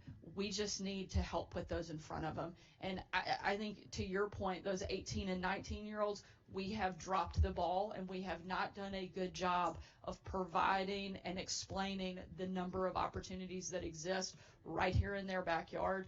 Some of them could fill a lot of the gaps that we're talking about today. Midwives, doulas, there's a huge demand for that, and it doesn't require that long-term 4-year degree commitment. So looking for those opportunities, working together, collaborating, but actually talking about it, I think is a big thing, and something we're certainly focused on in our administration. Congressman Hill, I know you bring in 5th graders to talk about civics. We're happy for you to turn them into nurses for us. Senator Sullivan? Yes, thank you, and I appreciate the conference. It's been great, and all the comments have been very informative. The one thing I haven't heard is any mention of fathers. We're going to wrap around mothers. We have a huge teenage pregnancy problem in our state and in the nation. We know that teen mothers are among the poorest of our nation and of our state. But I just haven't heard anyone mention the role of fathers, and I see a lot of dads in here. I don't think it was by accident that you showed up. And I think most of you were very engaged in the birth and the prenatal care? Why haven't we talked about that? And what role, if we're going to educate people, what specifically are we going to do to educate fathers in their maternal health role, or do they not have a role in maternal health? Thank you. They most certainly have a role. And I will just speak to one specific thing that can be done.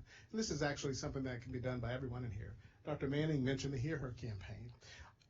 There are urgent maternal warning signs that a patient, a mother, may experience in the postpartum period. Chest pain, shortness of breath, some of the things that you can't ignore or shouldn't be ignored.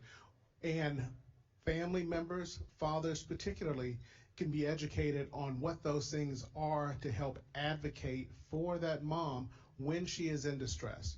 When we have reviewed cases, and we've had the privilege to review a case, nothing is more distressing than to see the polite patient turned away because she was not strongly advocated for, because she was perhaps not feeling well and she did not have an advocate. So that father being involved in those prenatal visits and being involved in that postpartum care can be very beneficial. So yes, they have an absolute role. And I would say being aware of the urgent maternal warning signs, I mean, it's literally a sheet.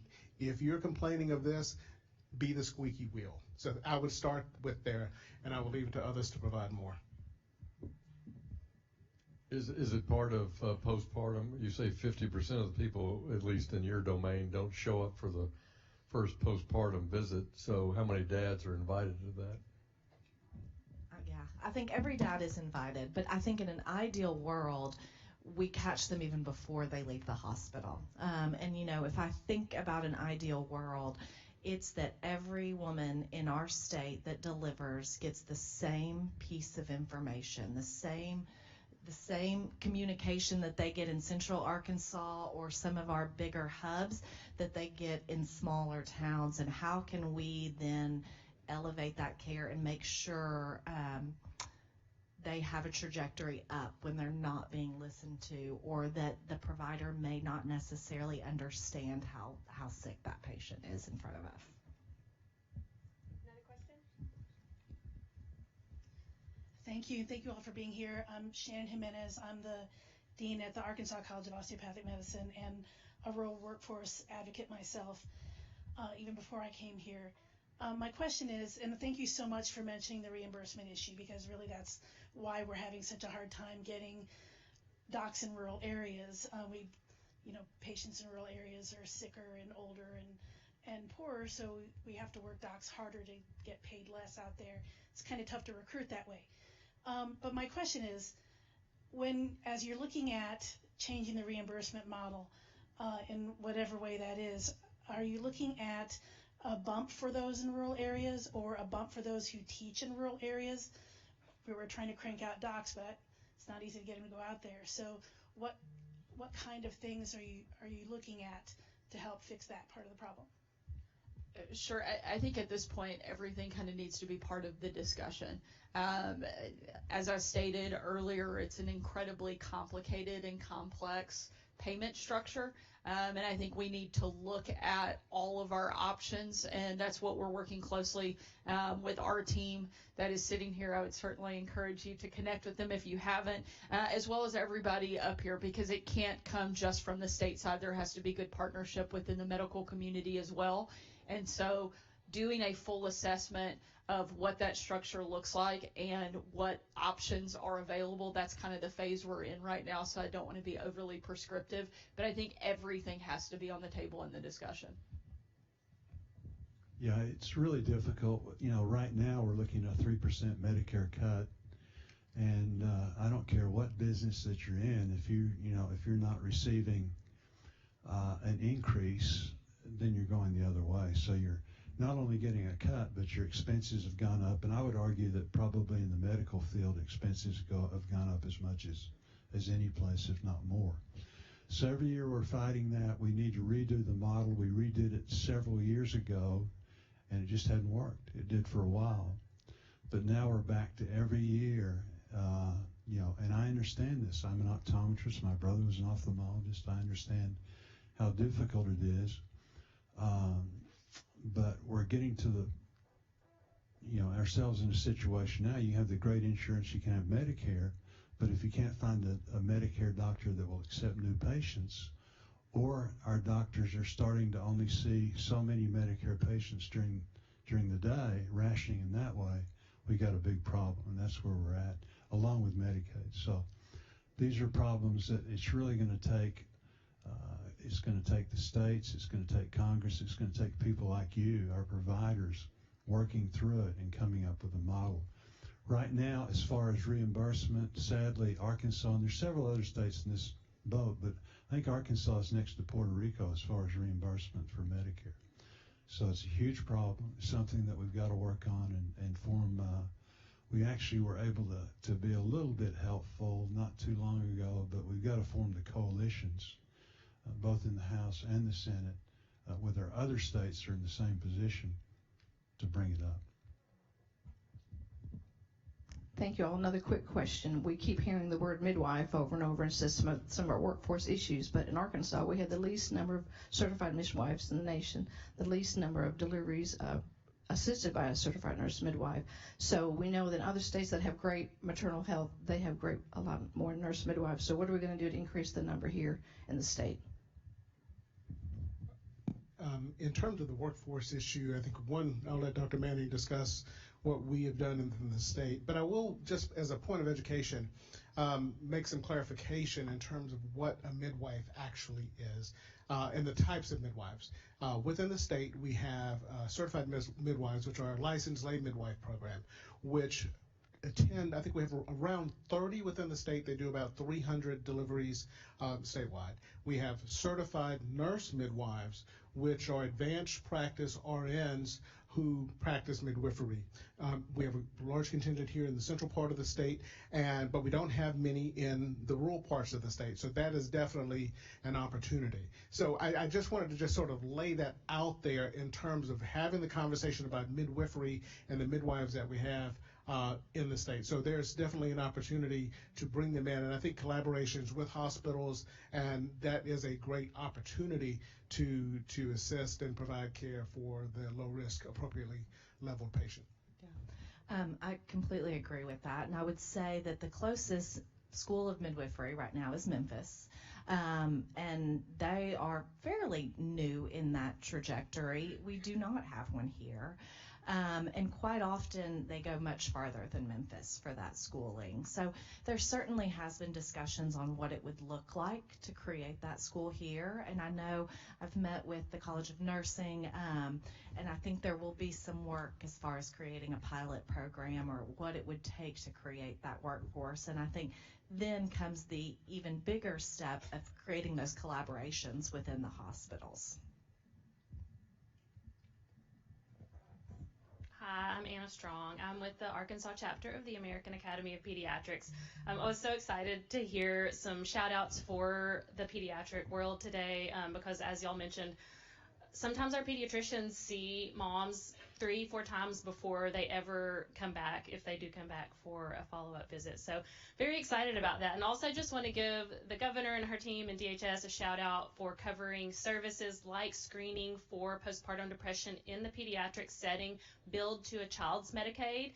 Really recognizing that tie of mom's health and baby's health. I think that's so important. And also for covering the services provided by Healthy Steps in Arkansas. And this is something new in our state where we embed an extra person in pediatric settings. It doesn't have to be a pediatric practice, but a primary care setting to help really wrap those supports and services around families with infants and toddlers. We're so excited about that. One of the things that we are hearing out of the practices that are doing this is that maternal health, food insecurity, those are some of the top needs that those Healthy Steps specialists are dealing with families. And I'm so excited we talked about that today. But wonder if there are opportunities to more formally coordinate care between maternal health and the pediatric or family physician world. A lot of the times we'll refer that mom or the family back to a provider, but that may not actually happen. So what are the ways we can help avoid this breakdown and kind of the separation of the infant and mom worlds and help bring us together as a whole team? I see Representative Hill.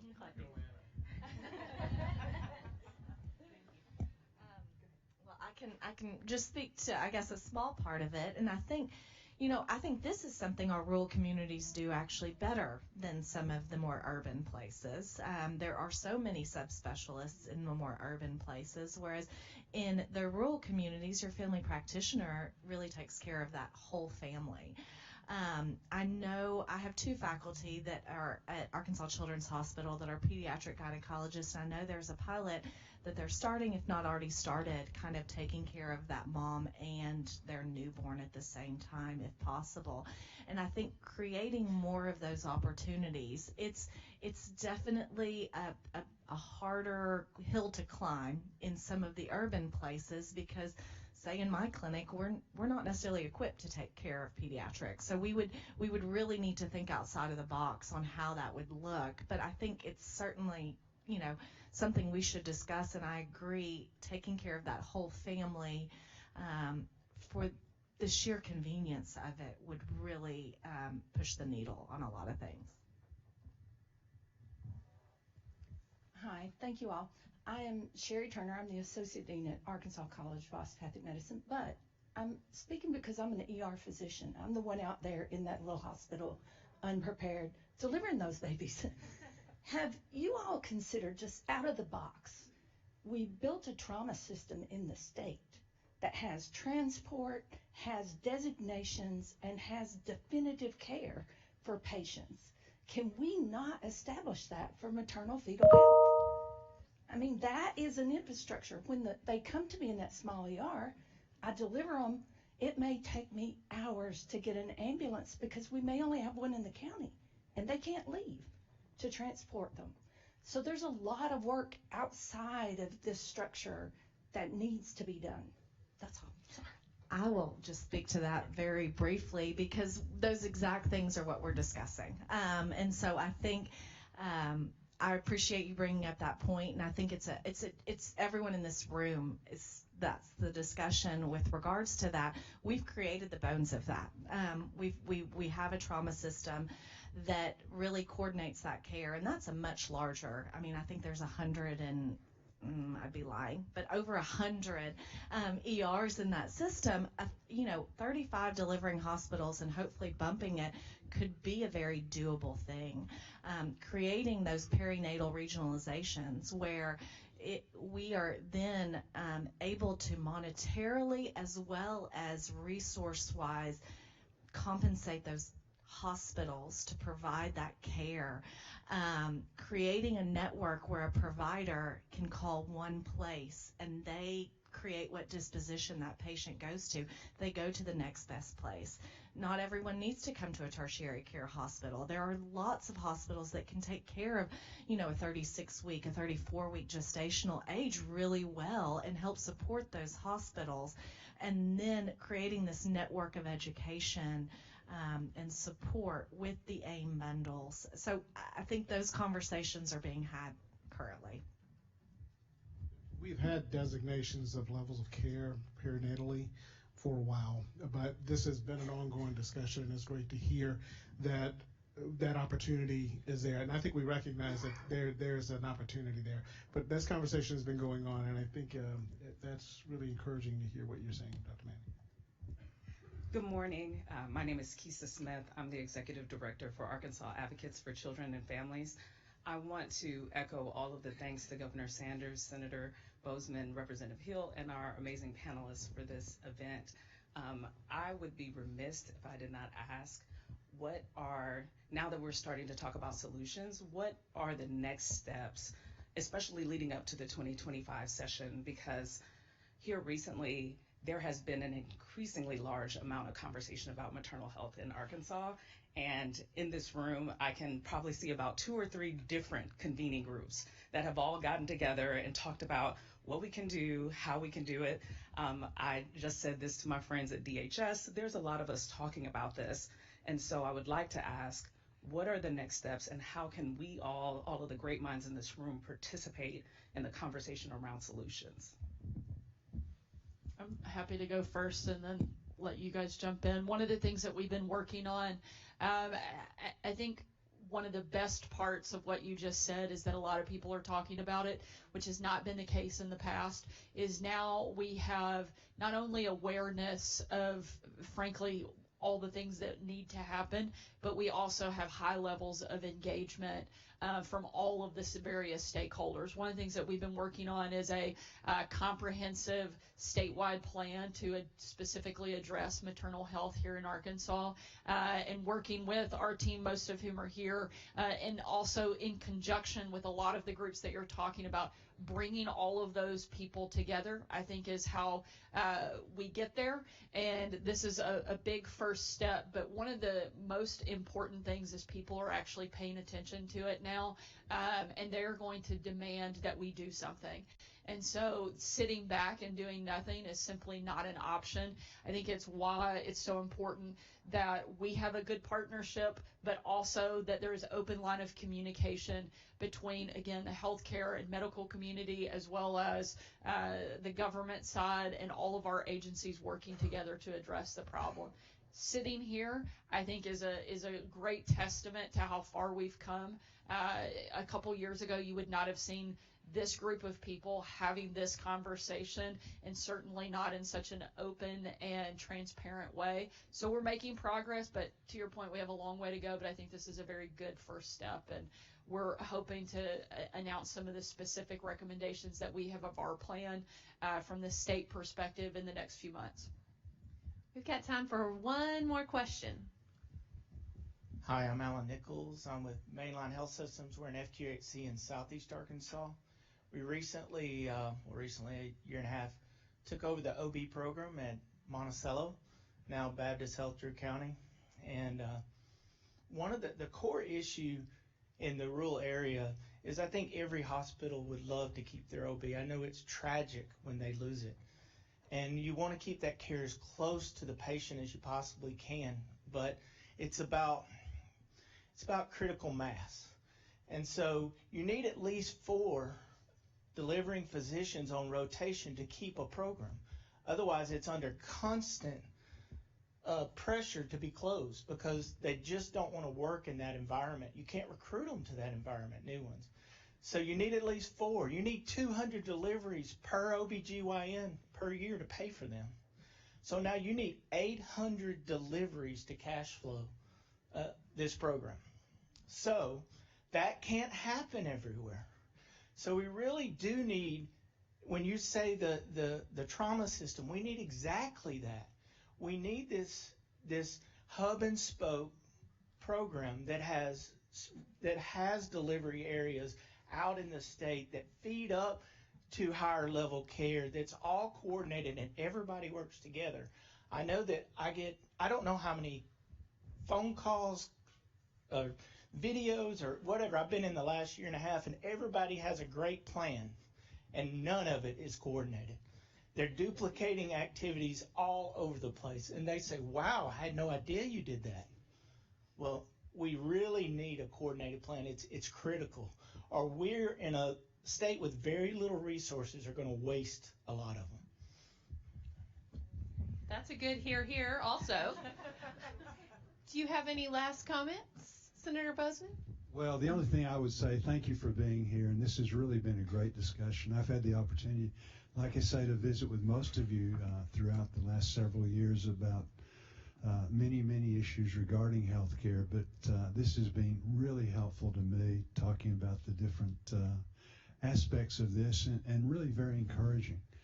As was said, we've got a lot of want to. We've got to harness that, and my hope and prayer and crossing my fingers and toes is that we can get together in the not too distant future. The good thing is we know we've got good statistics now. We know where things are occurring, how we can help, that we can get together again and then celebrate the fact that we've saved a bunch of lives. That's really what it boils down to. So thank you all for being here. Thank you all so much for our panel, making time. Everybody's so busy, and especially the governor being here and lending her leadership and want to get these things done. And then again, I see a bunch of our legislators here. Thank you all so much. The nice thing is you hear about Do what? We should get them to all stand. Yeah, to stand up. So.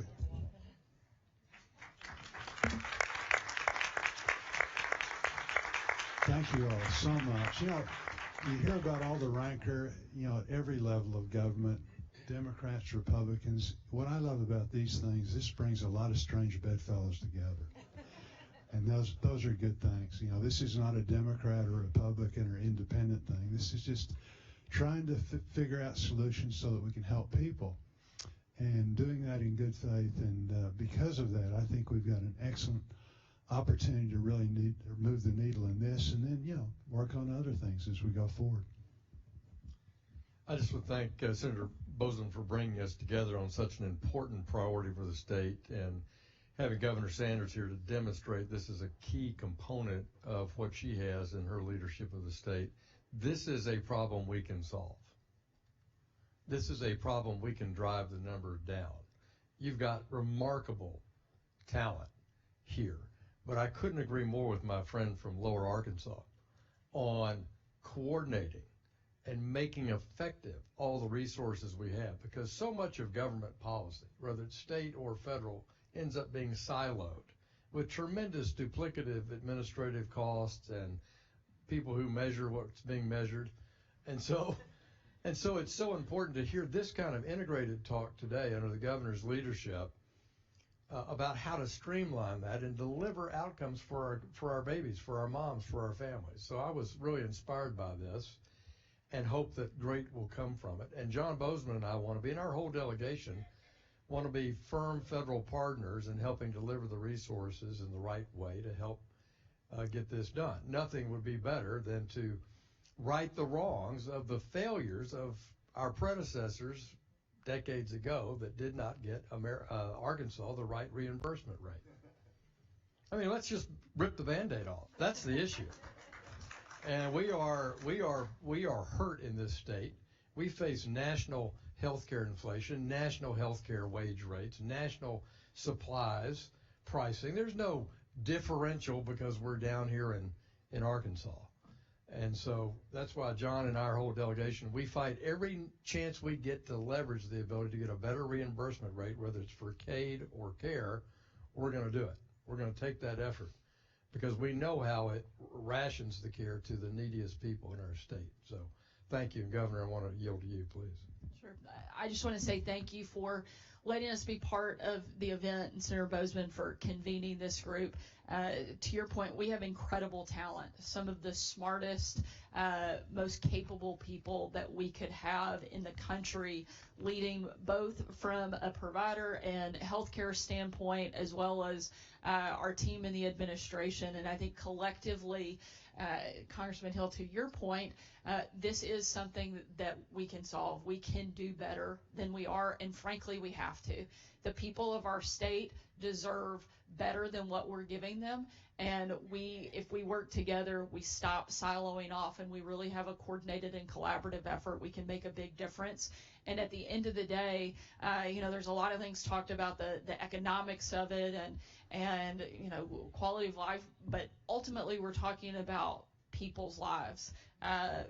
And that is, there's no price we can put on that, and we have to be willing to lean in and make sure that we're doing everything that we can to protect the people of this state. And I'm confident that with the brain power we have over here and the desire that you have over here, no offense to my friends on the right here, but I'm going to give them the brain power side. But collectively, along with our partners in the legislature, we can do great things for our state, and I know that we will. So thank you for letting us be here today, for the work that you're doing in this effort, and we promise that we will do our part in helping address this problem for the state of Arkansas.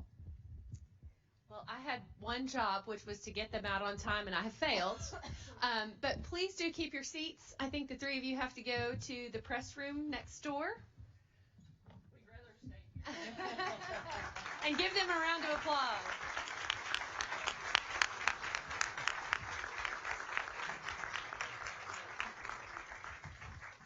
Thank you, everybody, for coming. It's been a great event.